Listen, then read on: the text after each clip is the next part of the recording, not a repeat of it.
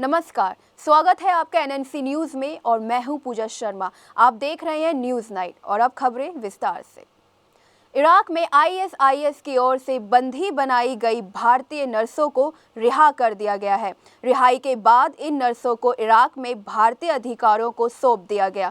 इस बात की जानकारी विदेश मंत्रालय के प्रवक्ता अकबरुद्दीन ने दी। विदेश मंत्रालय द्वारा दी गई जानकारी के अनुसार एयर इंडिया का एक विमान इराक में फंसी भारतीय नर्सों को वापस लाने के लिए दिल्ली से उड़ान भर चुका है। विदेश मंत्रालय के प्रवक्ता अकबरुद्दीन ने कहा कि इराक में नर्सों को कोई नुकसान नहीं पहुंचा है और हम सभी भारतीय नर्सों के संपर्क में हैं।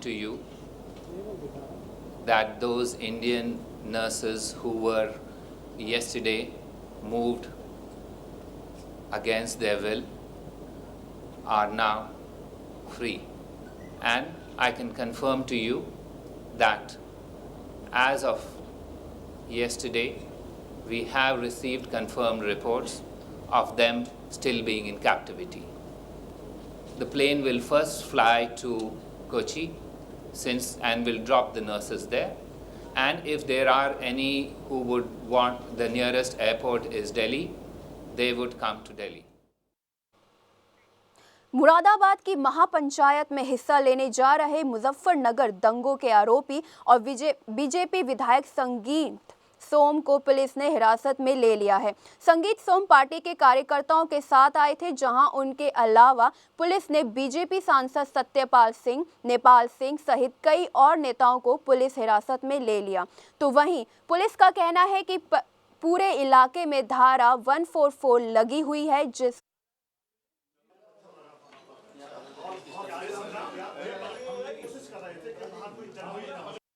मुझे तो बड़े अफसोस के साथ कहना पड़ रहा है कि लोकतांत्रिक देश में अपनी बात लोकतंत्र में रख नहीं सकते और पंचायत में हम लोग अपनी बात ही रखने जा रहे हैं। कोई वहाँ ऐसा तो है नहीं कि वहाँ कुछ होना है, वहाँ लोगों को अपनी बात रखनी है, जो लोगों की भावनाएं हैं वो रखनी है, और प्रशासन अगर इन्हें दबाने की कोशिश करेगा तो अच्छा नहीं है। प्रशासन की तरफ से अनुमति नहीं है, बैरिकेडिंग कर दी गई, फिर कैसे पहुँच पाएंगे आप लोग? बैरिकेडिंग तो फिर मुझे मेरे घर में घुसने से भी कर देंगे, मेरे देश में घुसने से कर देंगे।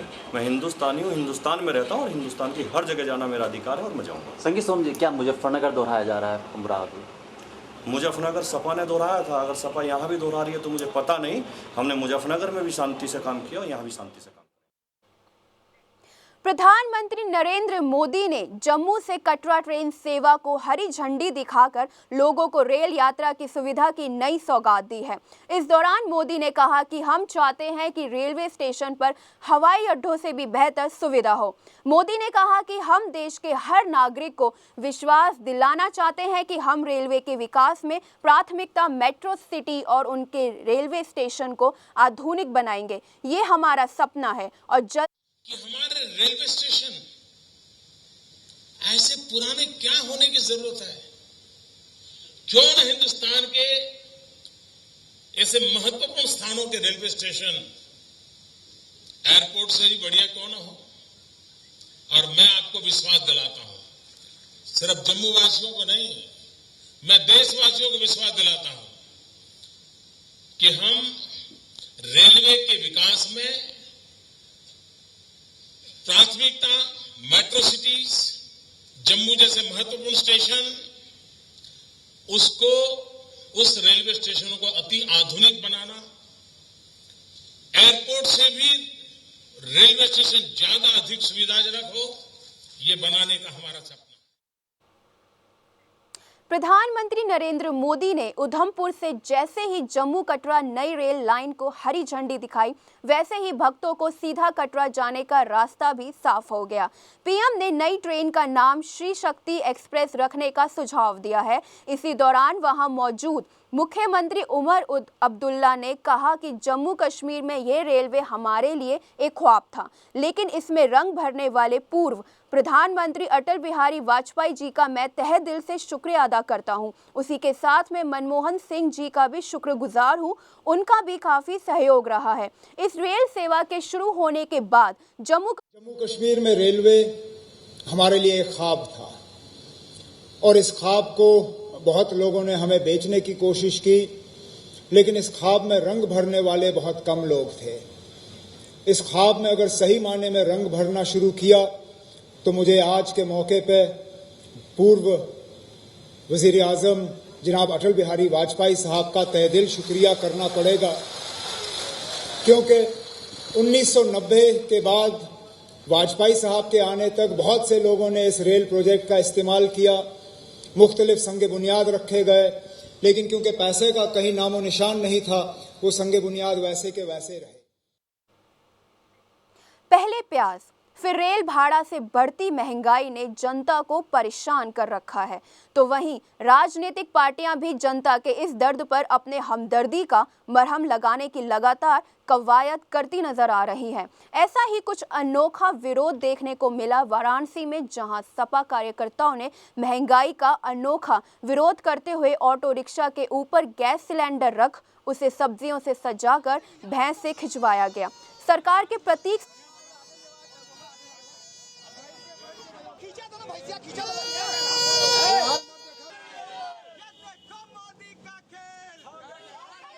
ने जो अच्छे दिन के नाम पर जनता को ठगने का काम मोदी सरकार ने किया है, अच्छे दिन का नारा देकर महंगे दिन जो हिंदुस्तान की गरीब जनता, मजलूम लोगों के ऊपर ये जुल्म ढाया जा रहा है, उसके विरोध में आज हम लोगों ने पेट्रोल डीजल मुद्दे के विरोध में आज हम लोगों ने ऑटो को भैंस से खींचकर उसको हरी सब्जियों और गैस सिलेंडर वगैरह सजाकर और भैंस के मोदी सरकार के स्वरूप में भैंस को लाकर भैंस के आगे बीन बजाया। जम्मू कश्मीर के मजलिस इत्तेहाद-ए-मिल्लत धार्मिक संगठनों के समूह ने केंद्र सरकार को घाटी में विस्थापित कश्मीरी पंडितों के लिए अलग से बस्ती ना बसाई जाए इसके लिए चेतावनी दी है। इस बात को लेकर कांग्रेस नेता रशीद अलवी ने कहा कि जो कश्मीरी पंडित वहां से आए हैं उनको वापस वहां फिर से बसाना चाहिए, क्योंकि कश्मीर पर जितना किसी और का हक है उतना ही उनका भी है। साथ ही कांग्रेस नेता ने कहा कि जो लोग वहां जाना चाहते हैं सरकार उन्हें वहां भेजे, उनकी सुरक्षा का पुख्ता इंतजाम भी करना चाहिए। मेरा कहना है कि जो ब्राह्मण्स वहाँ से आए हैं, निकाले गए हैं, उनको वापस बसाना चाहिए। कश्मीर जितना किसी और का है इतना ही उन लोगों का है। बहुत सारे नरेंद्र मोदी जी प्रधानमंत्री देश के इनॉग्रेशन कर रहे हैं, लेकिन ये सारी वो चीजें हैं जो यूपीए के सरकार के जमाने में की गई। जम्मू कश्मीर के मजलिस इत्तेहाद-ए-मिल्लत के अध्यक्ष मुफ्ती बशीर उद्दीन के बयान पर पलटवार करते हुए बीजेपी सांसद कीर्ति आजाद ने कहा, अगर सरकार कश्मीरी पंडितों के लिए अलग से निवास स्थान बनाने के लिए कह रही है तो इसमें गलत क्या है। साथ ही उनका कहना है कि कश्मीरी पंडितों के मामले में किसी को अपनी सलाह देने की जरूरत नहीं है, ये कश्मीरी पंडितों पर ही छोड़ दें कि वह किस स्थान पर रहना चाहते हैं। गौरतलब है कि मुफ्ती बशीर उद्दीन ने केंद्र सरकार को घाटी में विस्थापित कश्मीरी पंडितों के लिए अलग कश्मीरी पंडित जम्मू कश्मीर राज्य में रहने वाले लोग हैं, वो उनका स्थान है, वो जहां जाके रहना चाहें, जैसे रहना चाहें, वह उनके ऊपर है। ग्रैंड मुफ्ती को इस विषय पर बात करने का कोई भी अधिकार या हक नहीं है। अभी एक गंभीर मामला और आया है कि 1600 किलोमीटर का एक लंबा रेल लाइन जो जम्मू कश्मीर का हिस्सा चीन के पास है, वहां से लेकर पाकिस्तान के लिए बनाया जा रहा है। ये सारे गंभीर मसले हैं जिनके ऊपर बड़ी कड़ाई से पेश आना चाहिए सरकार। दिल्ली के उत्तर पूर्वी लोकसभा सीट से भाजपा सांसद मनोज तिवारी ने यमुना विहार इलाके में जनता दरबार लगाया। जनता दरबार में मनोज तिवारी ने भी माना कि दिल्ली में काम रुके हुए हैं और जनता की समस्या सुलझाने के लिए उन्हें वक्त लगेगा। मनोज तिवारी ने कहा कि वो पूरी कोशिश करेंगे कि सप्ताह में एक दिन लोगों की शिकायत सुनने के लिए रखा जाए। साथ ही उन्होंने लोगों की समस्याओं को हल करने का आश्वासन भी दिया। बढ़ती महंगाई को लेकर बीजेपी सांसद ने कहा, पिछली सरकार के घोटाले के चक्कर में देश का खजाना खाली हो चुका है। कल ही हमारे सरकार ने फैसला लिया है कि हर बाजार समिति के बाहर जो लोगों को अपना सब्जी, अपना अनाज बेचने का मनाही था, उसको हम लोगों ने ओपन कर दिया। कल एक ऐतिहासिक फैसला आया है और ये खुश होने की बात है। ये पूरी महंगाई पे, जमाखोरी पे, मुनाफाखोरी पे सबको नकेल लगाने वाला है और ये बहुत कड़ा डिसीजन था। पूरा इस देश का बड़ा वर्ग इसका विरोध कर रहा था। हमने इसको, हमारी सरकार ने कर दिया कि आप जहां भी मंडी है, मंडी के बाहर किसान डायरेक्ट अपना माल बेचे। ये मैं समझता हूं कि अच्छे दिन की शुरुआत है। घरेलू हिंसा का सामना कर रहे इराक में जिंदगी की जंग लड़ने के बाद इलाहाबाद का एक परिवार सही सलामत वापस घर लौट आया है।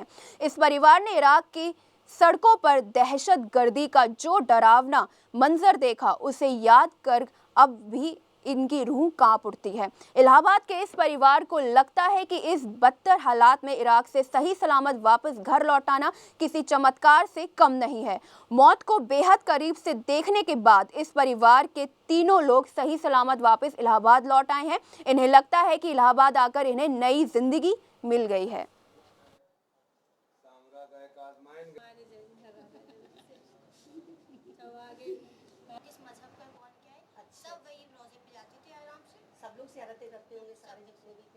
इराक में जो करबला है जो शहर, वहाँ तो हम लोगों ने अमन अमान देखा क्योंकि सिक्योरिटी बहुत टाइट थी। उसके बाद एक दिन के लिए हम लोग समर्रा गए, वहाँ भी रोज़े थे ज़ियारत करने के लिए।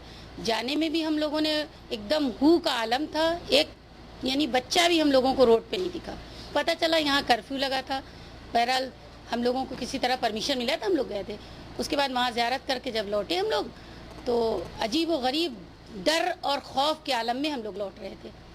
बल्कि ड्राइवर ने भी रास्ते में हम लोगों से एक बार कहा कि हमारे काफिले सालार से कहा कि आप जो हैं वो सबसे कह दीजिए दुआएं पढ़ते चलें। तो हम लोग रास्ते भर दुआएं पढ़ते हुए किसी तरह अपने करबला वापस आ गए।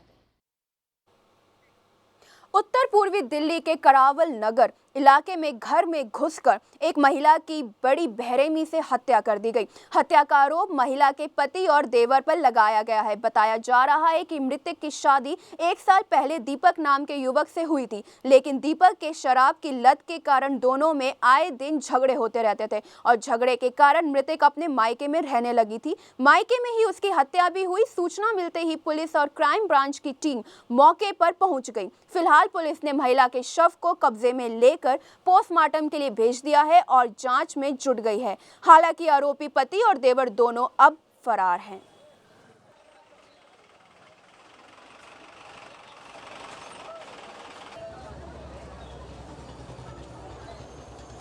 उसके पति का नाम दीपक वर्मा है। दीपक कहाँ रहता है, क्या काम करता है? दीपक दादरी में रहता है। 2 महीने से ये लोग यहाँ पे आके रहने लग गए हैं। पहले झगड़ा हुआ है, 100 नंबर पे कॉल की थी, मार पिटाई करके उन लोगों ने समझा के भेज दिया था। पहले काम करती थी, जब वो काम नहीं करता था, लेकिन 4 दिन से वो जा नहीं रही थी। उत्तर प्रदेश के हाथरस गांव नगला चौबे में एक पावर फ्लूम फैक्ट्री में आग लग गई। बताया जा रहा है कि आग फैक्ट्री के एक कोने में लगी और फिर आग ने धीरे धीरे पूरी फैक्ट्री को अपनी चपेट में ले लिया। आग की सूचना मिलते ही दमकल की 2 गाड़ियां मौके पर पहुंच गई और मशक्कत के बाद आग पर काबू पा लिया गया। फैक्ट्री मालिक का कहना है कि आग शॉर्ट सर्किट की वजह से लगी और आग की वजह से लाखों का नुकसान होने का अनुमान भी लगाया जा रहा है।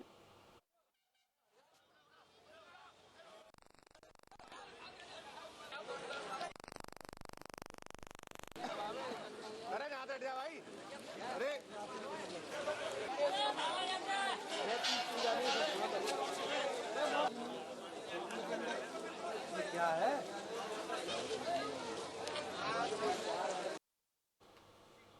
इंदौर के नसिया रोड स्थित देवधर कॉम्प्लेक्स में भीषण आग लग जाने से हड़कंप मच गया। आग इतनी भयंकर थी कि कई दुकानें और इंदौर का पहला मल्टीप्लेक्स टॉकीज वेलोसिटी भी आग की चपेट में आ गया। सूचना मिलते ही फायर ब्रिगेड की 7 गाड़ियां मौके पर पहुंच गई और आग पर काबू पा लिया गया। आग लगने के कारण दुकानों में रखा लाखों का माल जलकर खाक हो गया। हालांकि अभी आग के कारणों का खुलासा नहीं हो सका है।